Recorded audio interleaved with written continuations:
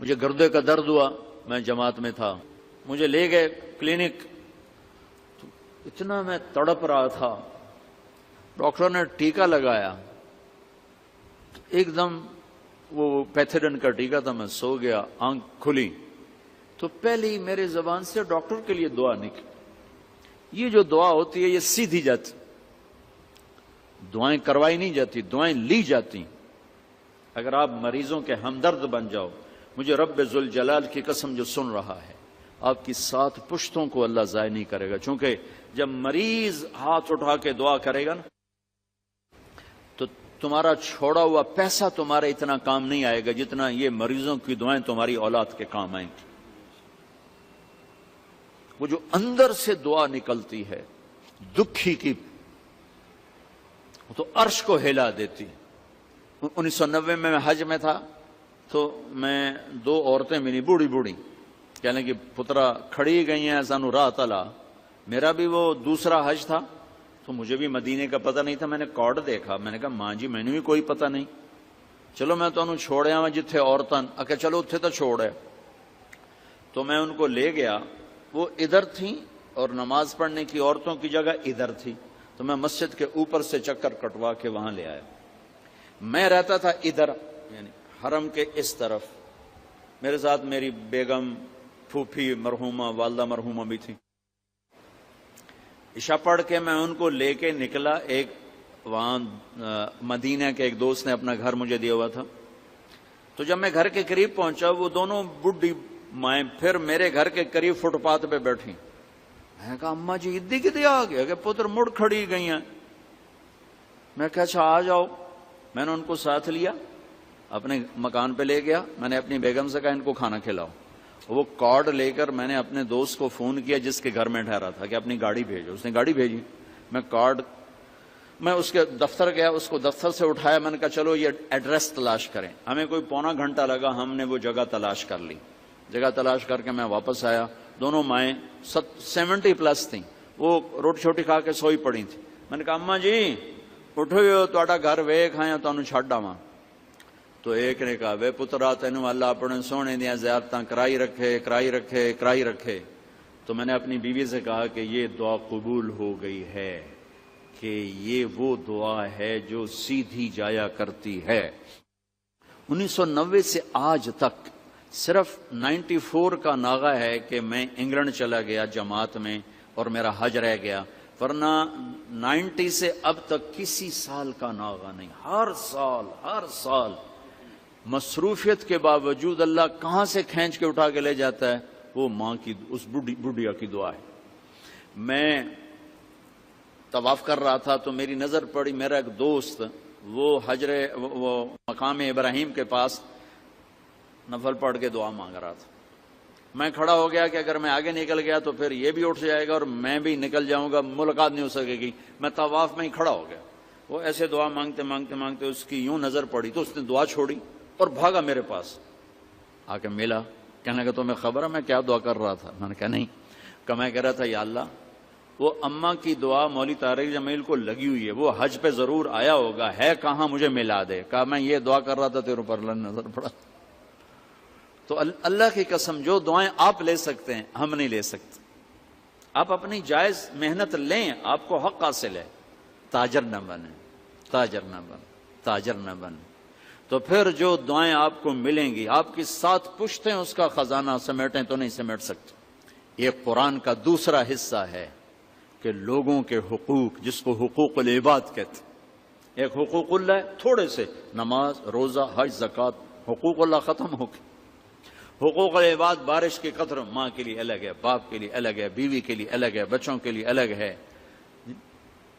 بھائی کے لیے الگ ہے، بہنوں کے لیے الگ ہے۔ پھر ہمارے معاشرے میں جوائنٹ فیملی سسٹم بہت بڑی نعمت ہے اگر شریعت کا پتہ ہو، اور بہت بڑا عذاب ہے اگر شریعت کا پتہ نہ ہو۔ اور میرا درد یہ ہے کہ میرے معاشرے کو گھر کی زندگی کا دین نہیں آتا، انتہائی امبیلنس معاشرہ ہے۔ ماں باپ کی وجہ سے بیوی پہ زیادتی نہ کرنا، بیوی کی وجہ سے ماں باپ پہ زیادتی نہ کرنا، ہمارے معاشرے میں چاہے ڈاکٹر کا سسرال ہو اور چاہے مولوی کا سسرال ہو، سسرال بے رحم ہے، سسرال ظالم ہے۔ لاکھوں میں کوئی ایک گھر ایسا ملتا ہے جہاں محبت دیکھنے کو ملتی ہے، ورنہ سسرال کا جبر ہے شدید قسم کا۔ اور آنے والی لڑکی اپنی ساس، اپنا سسر، اپنی نندیں، اپنے دیور، سب کی نوکر بن کے آتی ہے، تو اس نے بچے کب پالنے ہیں، اس نے بچوں کی تربیت کب کرنی ہے؟ آنے والی لڑکی کے ذمے خامند کی روٹی پکانا بھی نہیں ہے، تو ذمے ہے کیا؟ نسل کو تیار کرنا۔ نسل کب تیار ہوگی؟ جب اس کا ذہن صحیح ہوگا۔ اور کبھی تانا سنا خامند سے، کبھی سنا بھابھی سے، کبھی سنا دیور سے، کبھی سنا نند سے، کبھی سنا ساس سے، کبھی سنا سسر سے، اس مٹی تے سوا بچے پالنے، وہ تو اپنے بچے اٹھا اٹھا کے پھینکے گی۔ اور کتنا حکمت کا بول ہے میرے نبی کا کہ 7 سال تک بس بچے کو پیار دو، نماز بھی نہ کہو، نماز بھی مت کہو۔ 7 سال تک پیار دو، قریب کرو، 7 سال کے بعد نماز کا کہنا شروع کرو۔ ہم 3 سال کی عمر میں بچوں کو نرسری میں چھوڑ کے آ جاتے ہیں، اور اس کے اندر میں ہم ایک زہر ڈال دیتے ہیں۔ 3 سال کا بچہ کبھی اسکول جانے کے لیے تیار نہیں ہے، اور میں قربان جاؤں اپنے نبی پر، 7 سال تک بس سینے سے لگا کے رکھو، ماں اور بچہ اور باپ بس۔ اب دیکھنا حضرت ہاجرہ نے کیا کر کے دکھایا، 6 سال کے بچے کو کہاں پہنچایا، یا ابت افعل ما تؤمر، ابا جی ذبح کرنا، جلدی کر، اللہ اکبر، جلدی کرو ذبح کرو، فرض۔ 7 برس تک نماز بھی نہ کہو، 10 سال کا ہو جائے پھر نماز کا کہو، پھر نماز 7 سال کی عمر میں نماز کا کہنا شروع کرو، 10 برس کی عمر میں سختی شروع کرو۔ تو کیا کرو، صفات منتقل ہوتی ہیں۔ جب بچہ ماں کی گود میں ہوتا ہے، ماں متوجہ ہوتی ہے، تو صفات منتقل ہوتی ہیں۔ اور جب اس کا ذہن ٹینس ہو، اس نے یہ کہا، اس نے وہ کہا، اس کو روٹی دینی ہے، اس کے کپڑے دھونے، اس کے کپڑے استری کرنے ہیں، تو وہ بچے کو ٹائم کب دے گی؟ تو یہ بہت امبیلنس سا معاشرہ ہے میرے بھائیوں، اس کو سیکھو۔ میں جیسے نماز سیکھتے ہو، نبی کی معاشرت بھی سیکھو کہ آپ نے ایک مسلمان کا گھر کیسا ہونا چاہیے۔ آنے والی لڑکی کا حق ہے اسے الگ گھر لے کر دو، اگر اتنے پیسے نہیں اسے الگ سیٹ اپ بنا کے دو، اس کا باتھ روم ہو، اس کا کچن ہو، اس کا کمرہ ہو۔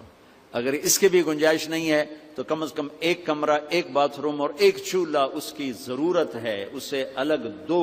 یہ کوئی شریعت کے خلاف نہیں ہے۔ اپنے گھروں کو اپنے نبی والی زندگی سکھاؤ، اپنی بیٹیوں کو اچھے اخلاق سکھاؤ، اپنے بچوں کو اچھے اخلاق سکھاؤ۔ تم نے کل کسی کی بچی کو گھر میں لانا ہے، کل ان بچیوں نے کسی کے گھر جانا ہے، یہ جانے والی کسی گھر کے لیے عذاب نہ بنے، اور یہ لے جانے والے کسی بچی کے لیے عذاب نہ بنے۔ ایک خوبصورت معاشرہ وجود میں آئے جس پر اللہ بھی راضی ہو، اللہ کا نبی بھی راضی ہو، اور فرشتے بھی خوش ہوں، اور اللہ راضی ہو کر دنیا اور آخرت بنا دے۔ اس ساری چیزوں کو سیکھنا یہ آپ سب بچے بچیوں پر فرض ہے، اور یہ ہماری اور آپ کی ذمہ داری ہے۔ یہ تبلیغ کا کام اس کو سیکھنے کی ایک خوبصورت ٹریننگ ہے اور محنت ہے۔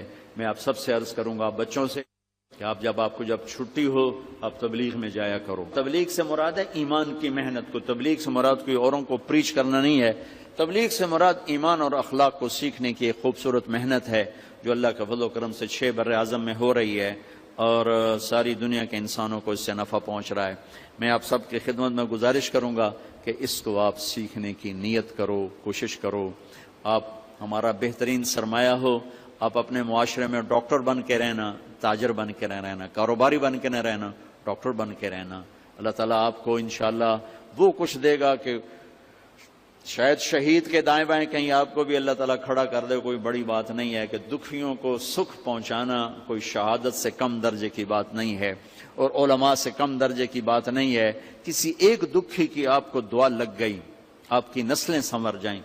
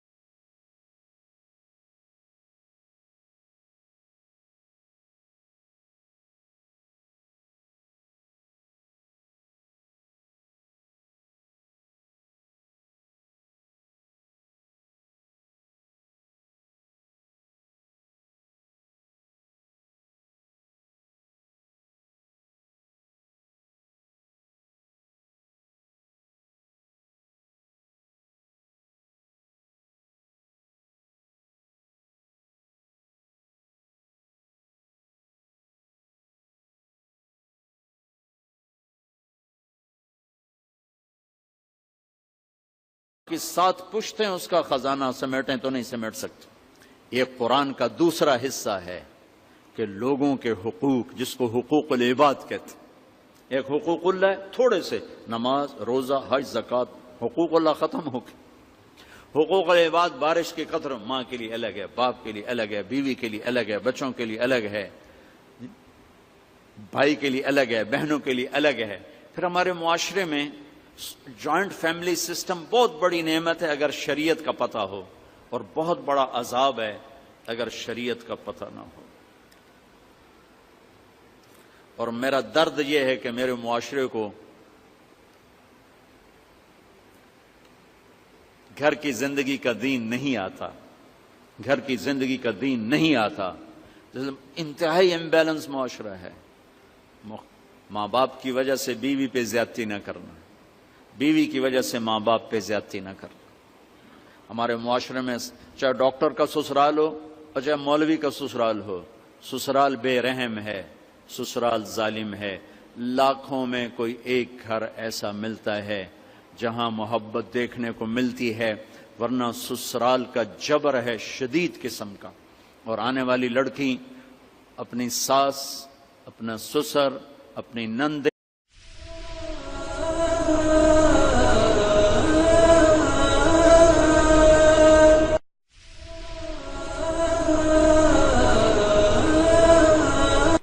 دکھی کی۔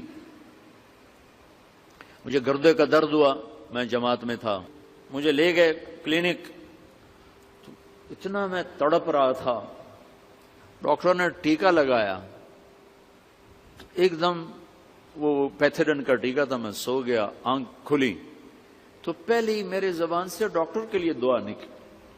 یہ جو دعا ہوتی ہے یہ سیدھی جاتی، دعائیں کروائی نہیں جاتی، دعائیں لی جاتی۔ اگر آپ مریضوں کے ہمدرد بن جاؤ، مجھے رب ذوالجلال کی قسم جو سن رہا ہے، آپ کی 7 پشتوں کو اللہ ضائع نہیں کرے گا، چونکہ جب مریض ہاتھ اٹھا کے دعا کرے گا نا تو تمہارا چھوڑا ہوا پیسہ تمہارے اتنا کام نہیں آئے گا جتنا یہ مریضوں کی دعائیں تمہاری اولاد کے کام آئیں گی۔ وہ جو اندر سے دعا نکلتی ہے دکھی کی، تو عرش کو ہلا دیتی۔ 1990 میں حج میں تھا تو میں 2 عورتیں ملی، بوڑھی بوڑھی، کہنے کہ پترا کھڑی گئی ہیں سانو راہ تلا۔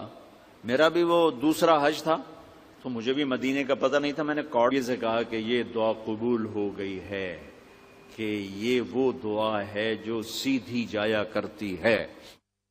1990 سے آج تک صرف 94 کا ناغہ ہے کہ میں انگلینڈ چلا گیا جماعت میں اور میرا حج رہ گیا، ورنہ 90 سے اب تک کسی سال کا ناغہ نہیں۔ ہر سال مصروفیت کے باوجود اللہ کہاں سے کھینچ کے اٹھا کے لے جاتا ہے؟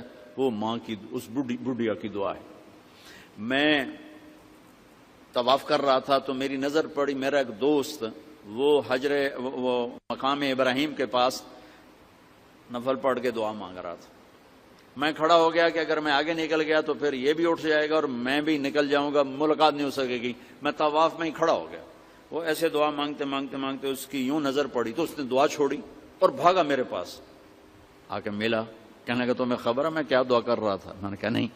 کہ میں کہہ رہا تھا یا اللہ وہ اماں کی دعا مولوی طارق جمیل کو لگی ہوئی ہے، وہ حج پہ ضرور آیا ہوگا، ہے کہاں مجھے ملا دے۔ کہا میں یہ دعا کر رہا تھا تیرے اوپر اللہ نظر پڑا۔ تو اللہ کی قسم جو دعائیں آپ لے سکتے ہیں ہم نہیں لے سکتے۔ آپ اپنی جائز محنت لیں، آپ کو حق حاصل ہے، تاجر نہ بنیں، تاجر نہ بنیں، تاجر نہ بنیں۔ تو پھر جو دعائیں آپ کو ملیں گی، آپ نے دیکھا، میں نے کہا ماں جی میں نے بھی کوئی پتہ نہیں، چلو میں تو انہوں چھوڑیا میں جتھے عورتاں، کہ چلو اتھے تو چھوڑے۔ تو میں ان کو لے گیا، وہ ادھر تھیں اور نماز پڑھنے کی عورتوں کی جگہ ادھر تھی، تو میں مسجد کے اوپر سے چکر کٹوا کے وہاں لے آیا۔ میں رہتا تھا ادھر، یعنی حرم کے اس طرف، میرے ساتھ میری بیگم، پھوپھی مرحومہ، والدہ مرحومہ بھی تھی۔ عشاء پڑھ کے میں ان کو لے کے نکلا، ایک وہاں مدینہ کے ایک دوست نے اپنا گھر مجھے دیا ہوا تھا۔ تو جب میں گھر کے قریب پہنچا، وہ دونوں بڈھی مائیں پھر میرے گھر کے قریب فٹ پاتھ پہ بیٹھی۔ میں نے کہا اماں جی ادی کدی آ گیا کہ پتر مڑ کھڑی گئی ہیں۔ میں کہا اچھا آ جاؤ. میں نے ان کو ساتھ لیا, اپنے مکان پہ لے گیا. میں نے اپنی بیگم سے کہا ان کو کھانا کھلاؤ. وہ کارڈ لے کر میں نے اپنے دوست کو فون کیا جس کے گھر میں ٹھہرا تھا کہ اپنی گاڑی بھیجو. اس نے گاڑی بھیجی. میں اس کے دفتر گیا, اس کو دفتر سے اٹھایا. میں نے کہا چلو یہ ایڈریس تلاش کریں. ہمیں کوئی پونا گھنٹہ لگا, ہم نے وہ جگہ تلاش کر لی. جگہ تلاش کر کے میں واپس آیا. دونوں مائیں 70+ تھیں. وہ روٹی چھوٹی کھا کے سوئی پڑی تھی. میں نے کہا اماں جی اٹھو, تہاڈا گھر ویکھ آیا, تانوں چھڈ آواں. تو ایک نے کہا وے پترا تینوں اللہ اپنے سونے دیاں زیارتاں کرائی رکھے. تو میں نے اپنی بیوی, اپنے دیور, سب کی نوکر بن کے آتی ہے. تو اس نے بچے کب پالنے ہیں, اس نے بچوں کی تربیت کب کرنی ہے. آنے والی لڑکی کے ذمے خامند کی روٹی پکانا بھی نہیں ہے, تو ذمے ہے کیا؟ نسل کو تیار کرنا. نسل کب تیار ہوگی؟ جب اس کا ذہن صحیح ہوگا. اور کبھی تانا سنا خامند سے, کبھی سنا بھابھی سے, کبھی سنا دیور سے, کبھی سنا نند سے, کبھی سنا ساس سے, کبھی سنا سسر سے. اس مٹی تے سوا بچے پالنے. وہ تو اپنے بچے اٹھا کے پھینکے گی. اور کتنا حکمت کا بول ہے میرے نبی کا کہ 7 سال تک بس بچے کو پیار دو, نماز بھی نہ کہو, نماز بھی مت کہو. 7 سال تک پیار دو, قریب کرو. 7 سال کے بعد نماز کا کہنا شروع کرو. ہم 3 سال کی عمر میں بچوں کو نرسری میں چھوڑ کے آ جاتے ہیں, اور اس کے اندر میں ہم ایک زہر ڈال دیتے ہیں. 3 سال کا بچہ کبھی اسکول جانے کے لیے تیار نہیں ہے. اور میں قربان جاؤں اپنے نبی پر, 7 سال تک بس سینے سے لگا کے رکھو, ماں اور بچہ اور باپ بس. اب دیکھنا حضرت ہاجرہ نے کیا کر کے دکھایا. 6 سال کے بچے کو کہاں پہنچایا, یا ابت افعل ما تؤمر, ابا جی ذبح کرنا, جلدی کر. اللہ اکبر, جلدی کرو, ذبح کرو. فرق 7